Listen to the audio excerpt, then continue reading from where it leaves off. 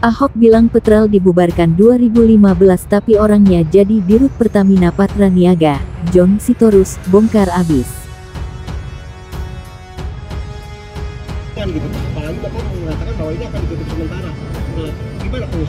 Pak, mungkin kami sampaikan kembali, bukan di blacklist, tapi akan diputuskan dari sisi komersialnya dengan Pertamina. Tapi kalau dari sisi penegakan hukum, tadi seperti Pak Dirti Peter sampaikan, penyidikannya berlangsung dan juga bahkan akan dicoba dikaitkan dengan pengenaan pasal-pasal lainnya. A few moments later. Pak Rifa, Pak perasaannya gimana Pak? Jadi tersangka gimana? Baru tahu lagi nih gue, ternyata korupsinya itu kerugiannya sampai 1 kuadriliun.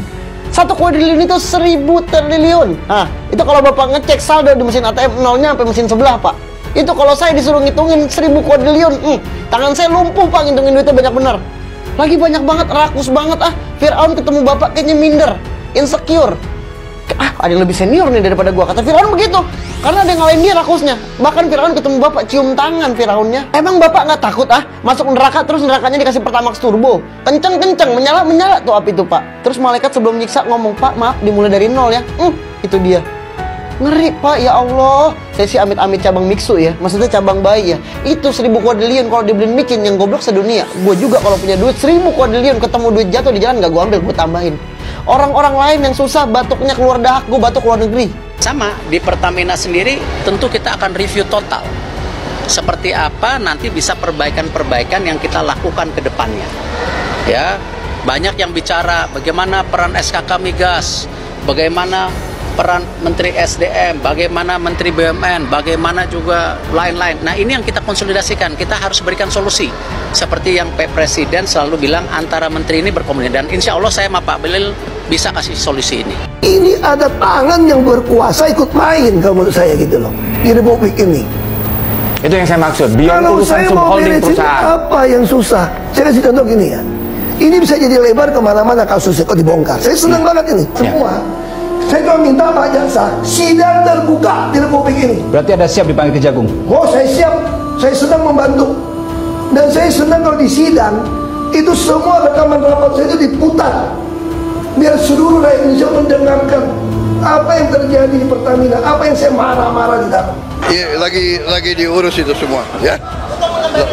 Lagi diurus semua. Oke. Kita bersihkan, kita tegakkan, kita akan pokoknya membela kepentingan rakyat. Pertanyaan saya, Petrel dibubarkan, katanya mafia. 2015. Berita tau? Ya. Tapi kenapa orang Petrel jadi Dirut Patraniaga? Nah itu dia.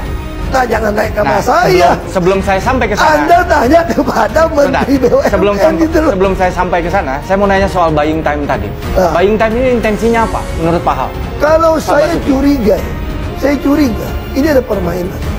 Bekas satu Dirut Patraniaga dipecat. Karena? Saya tidak tahu, tapi diduga karena dia tidak mau menandatangani pengadaan editif itu. Jadi pengadaan editif ini melibatkan oknum di BPK malahan. Menurut isu, oknum BPK ini jadi backing supaya Pertamina ini membeli editif ini dengan transport dengan tender yang tidak sah.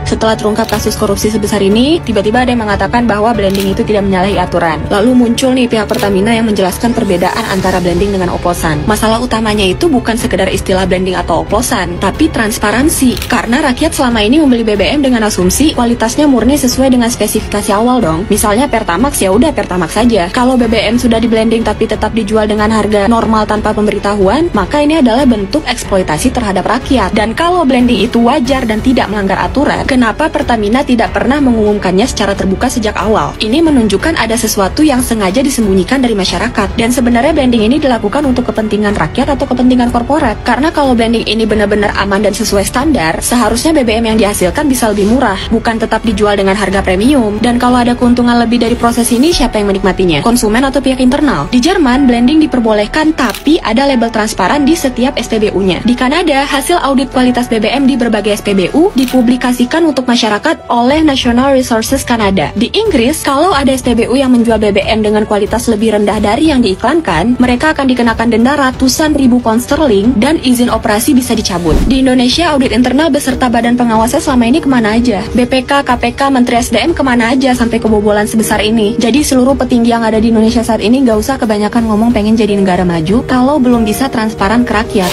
9 tersangka kasus korupsi Pertamina beserta perannya yang bikin kita makin sengsara. 1. Rifa Siahaan, otak dibalik turunnya produksi kilang, mainin rapat optimalisasi, bantu broker menang lelang minyak, dan diduga ngoplos Pertalite jadi Pertamax. 2. Agus Purwono, ikut main di perkondisian lelang dan turunnya produksi kilang. Duit rakyat jelas masuk kantong mereka. 3. Sani Dinar Saifuddin, kong kali kong sama si Rifa dan Agus buat atur lelang minyak, modusin kilang biar produksi turun, supaya bisa mainin harga. 4. Yoki Firnandi, markup kontrak pengiriman minyak, duit negara kebuang sia-sia gara-gara permainan liciknya. 5. Muhammad Keri Adrianto Riza, dapat untung gede dari markup pengiriman si Yoki, storage pribadinya aja sampai dijadiin tempat oplos minyak murah jadi premium.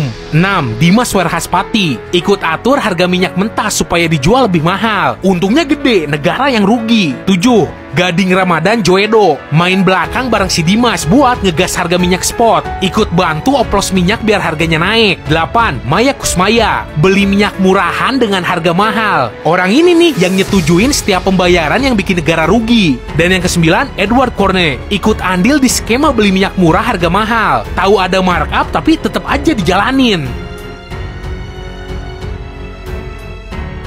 Kasus dugaan korupsi di Pertamina terus menjadi perbincangan publik. Apalagi setelah kasus korupsi ini disebut menjadi skandal terbesar dalam sejarah Indonesia mengalahkan PT Timah. Dalam dugaan korupsi ini, Kejaksaan Agung menyebut kerugian negara Rp193,7 triliun. Itu berlangsung selama periode tahun 2018 sampai tahun 2023 atau 5 tahun dengan kerugian negara ditaksir Rp968,5 triliun atau Rp1.000 triliun atau 1 kuadriliun. Di tengah kasus ini, ramai desakan untuk memanggil mantan Komisaris Utama PT Pertamina Persero, Basuki Cahayapurnama alias Ahok. Ahok menjabat sebagai Komisaris Utama Pertamina terhitung pada tanggal 25 November tahun 2019 hingga tanggal 2 Februari tahun 2024, menggantikan Tanri Abeng kala itu.